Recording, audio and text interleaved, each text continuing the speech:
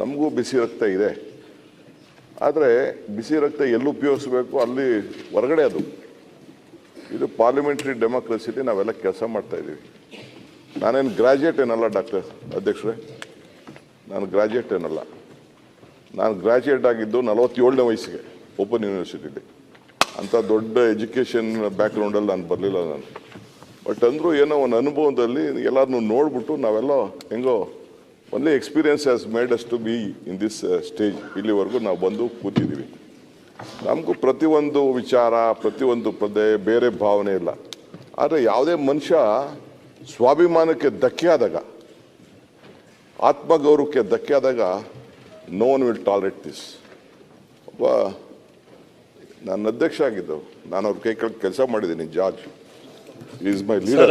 General ನಿಮಿಷ ಸ್ವಾಮಿ, specific ಹೋದ್ರಿ ಅಂತಂದ್ರೆ ಇವರು ಉತ್ತರ ಕೊಡಬೇಕಾಗ್ತೈತೆ. ಸರಿ, ಯಾರು ಉತ್ತರನೂ ಬೇಡ, ನನಗೆ ಯಾರು ಉತ್ತರನೂ ಬೇಡ. I am not. ಮತ್ತೆ ಆ ವಿಷಯಕ್ಕೆ ಹಿಂದಿನ ಯಾರು ಉತ್ತರನೂ ಬೇಡ, ಉತ್ತರ ಬೇಡ, ನಾನು ಕ್ಷಮಾಪಣೆ ಬೇಡ, ನನಗೆ ಬುದ್ಧಿವಾದ ಬೇಡ. ನಾನು ನಮ್ಮ ಅಧ್ಯಕ್ಷರಿಗೆ ನನ್ನ ಅಳಲನ್ನ ಅವ್ರು ಹೇಳಿಲ್ಲಲ್ಲ, ಅದಕ್ಕೆ ಮುಂಚೆ ಮಾಡ್ತೀನಿ. ನಾನು ಯಾಕೆ ನಿಂತಿ ಅನ್ನೋದನ್ನ ನಾನು ಹೇಳ್ತಾ ಇದ್ದೀನಿ. Is my leader. ನಾನು ಅವ್ರ ಕೆಳಗಡೆ ಅವ್ರು ನನ್ನ ಅಧ್ಯಕ್ಷ, ನಾನು ಪ್ರೆಸಿಡೆಂಟು, ಸ್ಟೇಟ್ ಪ್ರೆಸಿಡೆಂಟು, ನಾನು ತಾಲೂಕು ಪ್ರೆಸಿಡೆಂಟಾಗಿ ಕೆಲಸ ಮಾಡಿದ್ದೀನಿ.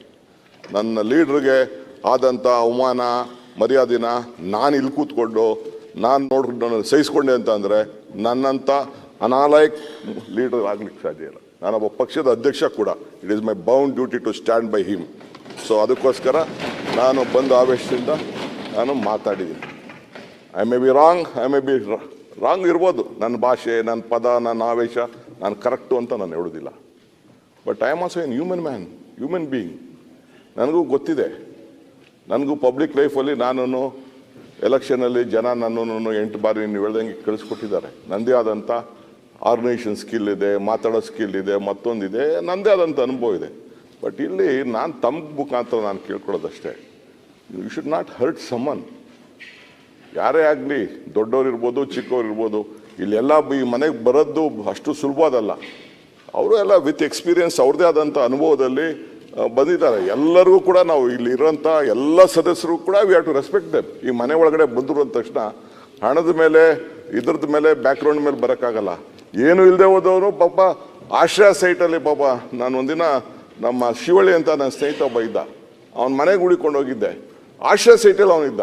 ಪಾಪ ಅಂಥವ್ರು ಇಲ್ಲಿಗೆ ಬಂದಿದ್ದಾರೆ. ಮನೆ ಇಲ್ಲದೆ ಹೋದವರೆಲ್ಲ ಪಾಪ ಇಲ್ಲಿಗೆ ಬಂದಿದ್ದಾರೆ. ಸೊ ಹಂಗೆ ಚಪ್ಪಲಿಗಳ ಕಡೆ ಹಾಕಿಲ್ಲ ಬಂದಿದ್ದಾರೆ. ಹಂಗೆ ಈ ಮನೆಗೆ ಬಂದಿರೋದೇ ಒಂದು ದೊಡ್ಡ ಭಾಗ್ಯ.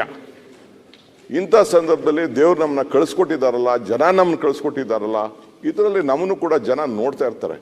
ಸೊ ಅದರಿಂದ ತಮ್ಗೆ ನಾನು ಹೇಳಿದ್ರು, ತಾವು ಒಂದು ದೊಡ್ಡ ಪೀಠದಲ್ಲಿ ಇದ್ದೀರಿ. You are in a seat of justice. ನಿಮ್ಮ ಜಾಗದಲ್ಲಿ ಕೂತ್ಕೊಂಡು ಯಾರೇ ಆಗಲಿ ಮರ್ಸಿಲೆಸ್ ಆಗಿ ಹೇಳಿ. Injustice should not be flown from the seat of justice.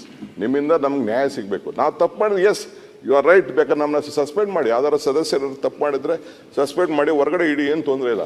But ಅವ್ರ ಆತ್ಮಗೌರವಕ್ಕೆ ಧಕ್ಕೆ ಆಗಬಾರ್ದು. ಅದನ್ನು ನೀವು ಕಾಪಾಡಬೇಕು ಅಂತೇಳಿ ತಮ್ಮಲ್ಲಿ ನಾನು ಪ್ರಾರ್ಥನೆ ಮಾಡ್ತೀನಿ. ಇಷ್ಟೇ. ಗ್ಯಾರಂಟಿ ನ್ಯೂಸ್, ಸುದ್ದಿ ಖಚಿತ, ನ್ಯಾಯ ನಿಶ್ಚಿತ.